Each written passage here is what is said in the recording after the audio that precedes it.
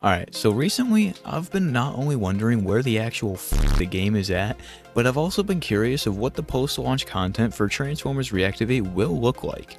What should we expect from the post-launch content being added into the game after its initial launch? Should we be expecting full-size DLCs, raid-level content, or smaller-scale updates? Well, I mean, to start off, Transformers Reactivate will be bringing the feature of having seasons, and we have seen this feature used millions of times, but the more popular ones to note are like Fortnite, Destiny 2, and Apex Legends, just to name a few. Mostly every single live service game nowadays, like Transformers Reactivate, features seasons and seasonal content. Now, what we could expect with each new seasonal update is some kind of brand new weapon mods, Transformer mods, new Transformers being made available for crafting and being playable, and new battle passes that feature things like brand new skins or 13 premium currency, emotes, car horns, base game currency, and other things like that. I know most people are not a fan of battle passes, and trust me, I understand, but sadly it's just how the times are, and it's the times we live in. And given the fact that Reactivate is a free-to-play video game, I feel that it's sort of justified in that way to feature that sort of monetization. But I mean, enough with the battle pass talk. What else could be featured in the post-launch content? Well, new missions that advance the ever-growing story of Transformers Reactivate is a given, but I would love to see some side missions in the form of things like strikes from Destiny 2.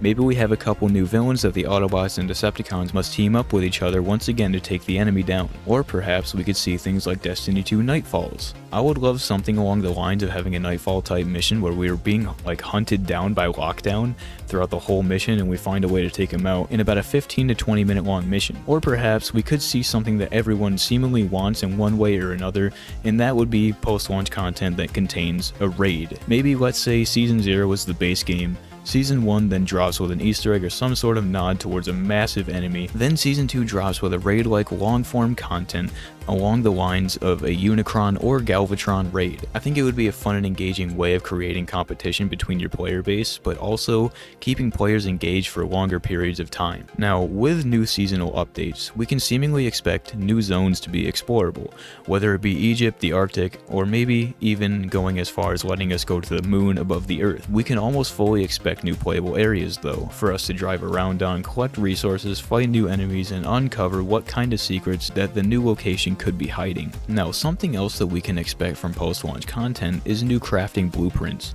This is obviously the main focus of the game, as we already know, so having a large amount of items like Transformers and weapons to craft is a must. You need to farm the playtime out of your players somehow. Each season of Transformers Reactivate will most likely feature a couple of new craftable and playable Transformers characters for fans to drive around as and fight as, a bunch of new weapon schematics for us to use, new weapon mods to find and craft. Maybe we can even be able to craft some free-to-play skins for fun, who knows, but this is most likely what we can expect loadout wise for post-launch content. Now finally, if Splash Damage would like to go hard and go all out on a piece of content, I think bringing an iconic planet like Cybertron to life would be an amazing expansion type piece of content. Transformers 1 trailer number 2 just came out recently, and seeing Cybertron made me and Luna wonder what Cybertron would look like visually in the Unreal Engine 5 technology that Splash Damage is utilizing in development for Transformers Reactivate. It is rumored that Splash Damage will most likely be enabling full-on ray tracing in the game. So ray tracing, Unreal Engine 5, 4K textures being applied to Cybertron, sign me up, bro. That sounds like a long time dream come true, and this would allow us to not only explore new locations on Cybertron, but also find new Easter eggs, new Autobots and Decepticons,